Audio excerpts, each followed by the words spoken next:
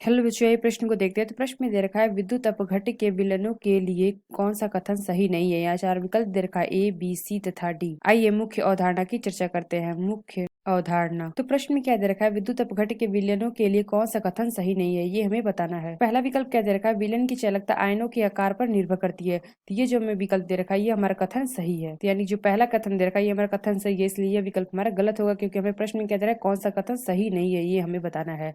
दूसरा क्या दे रखा है चालकता विलयन की श्यानता पर निर्भर करती है। तो ये भी हमारा सही है। जो हमारी चालकता होती है विलयन की श्यानता पर निर्भर करती है। सी क्या दे रखा है चालकता विलयन में उपस्थित आयनों के विलायकोजन पर निर्भर नहीं करती है। तो ये जो हमें कथन दे रखा है ये कथन हमारा गलत है, इसलिए यह विकल्प हमारा सही होगा। तो जो हमारी आयन होती है इससे ये कथन हमारा क्या होगा, इस कथन को अगर हम लिखे तो ये हमारा क्या होता है आयन का विलायक योजन बढ़ने पर चालकता कम हो जाती है। तो यानी कि क्या होता है आयन का विलायक योजन व्युत्क्रमानुपाती होता है 1/चालकता, 1/चालकता की। यानी कि आयन का वियोजन यानी कि विलायक योजन बढ़ने पर चालकता कम हो जाती है। तो यहाँ पे क्या दे रखा है चालकता विलयन के उपस्थित आयनों के विलायक योजन पर निर्भर नहीं करती है। तो यह जो हमारा कथन दे रखा है कथन हमारा गलत है, इसलिए यह विकल्प हमारा सही होगा। डी क्या दे रखा है चालकता ताप के साथ बढ़ती है। तो यह कथन भी हमारा सही है।